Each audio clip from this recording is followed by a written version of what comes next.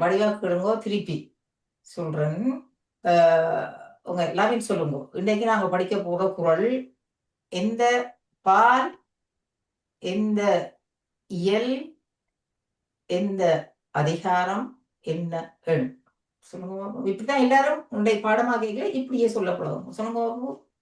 திருக்குறள். அறத்த திருக்குறளில் திருக்குறளில் அறத்தப்பாலில் துறவறவியலில் புலால் மறுத்தல் 26வது அதிகாரத்தில் 7வதும் 8வதும் குறள்கள் அதன் பொருளோடு படிக்க போகிறோம்.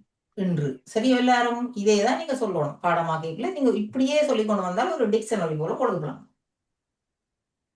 சரியோ? ஆம்.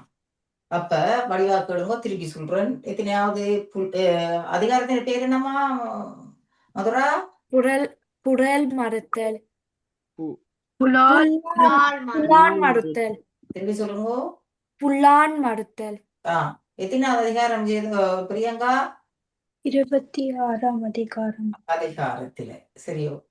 ரமணன் எத்தனாவது குறள் சொல்ல போறோம்? 7வது குறள். இப்ப சொல்ல போறோம், கேளுங்க. சரி.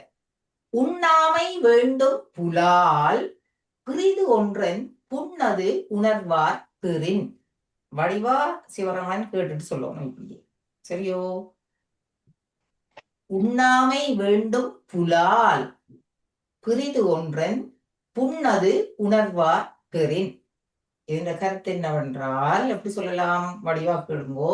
மாமிச துண்டு என்பது மற்றொரு உடம்பின் புண் என்று உணர்ந்து கொண்டவர்கள் புலால் உண்ணாதிருத்தல் வேண்டும்.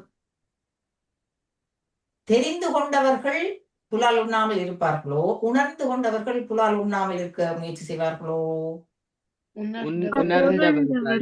உணர்ந்தவர்கள். தெரிந்தால் நாங்கள் பிறகு ஒரு கால் பிழை செய்யறதுக்கு வாய்ப்பு தெரியும். ஆனா எங்களோட மனசு ஆனால் மனசு உணர்ந்தால் மனசுதான் உணரும். இப்ப மனசு நினைச்சாதான் நாங்க ஒரு விஷயத்தை செய்யலாம். சரியோ? இப்ப உங்களுக்கு ஒரு பாடம் படிக்கிறீர்கள். இன்றைக்கு நான் இந்த 7வது சாப்டர் முழுதும் முடிச்சிட்டேன்டா, நாளைக்கு எனக்கு அந்த பாடம் செய்யறதுக்கு சோமா இருக்கு. ஆனால் இன்றைக்கு முடிச்சா சோமன்னு உங்களுக்கு தெரியுது. ஆனால் அதை முடிக்க வேண்டும் என்று என்ன யார் நினைக்க வேணும்? மனசு நினைக்க வேணும். மனசு உணர வேணும். சரியோ? அப்ப அந்த உணர்வு என்றது முக்கியம். இப்ப அடுத்தது எத்தனாவது குறளப்பூ? 8வது கேளுங்கோ. செயிரின் தலை பிரிந்த காட்சியார். செயிரின் தலை பிரிந்த காட்சியார் உண்ணார் உயிரின் தலை பிரிந்த ஊர். செயிரின் என்று சொல்லி சொன்னால் குற்றத்தை நீக்கியவர்கள், குற்றம் இல்லாத நல்ல சுத்த மனம் உள்ளவர்கள். சரியோ? செயிரின் தலை பிரிந்த குற்றம் நீக்கியவர்கள். அப்படிப்பட்ட வேலையில் அறத்தை கடைபிடிக்கிறவர்கள், நல்ல எண்ணம் கொண்டவர்கள். சரியோ? அப்ப செயிரின் தலை பிரிந்த காட்சியார் உண்ணார் உயிரின் தலை பிரிந்த ஊன். ஊன் ஊன்னா சரி.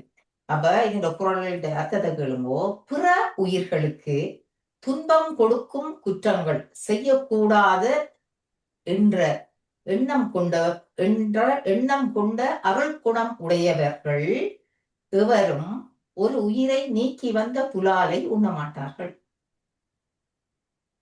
சொல்லணும் கேளுங்கோ. பிற உயிர்களுக்கு துன்பம் செய்யக்கூடாது என்ற எண்ணம் கொண்ட அருள் குணம் உடையவர்கள்.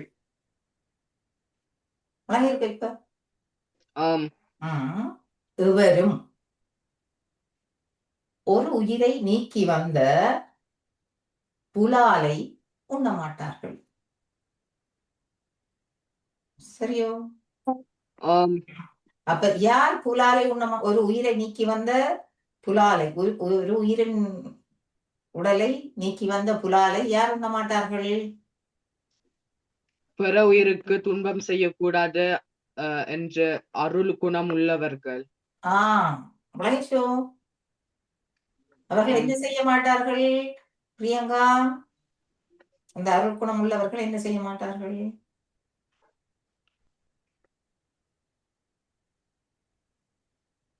ஜெயதுக்கா சொல்லுங்கம்மா.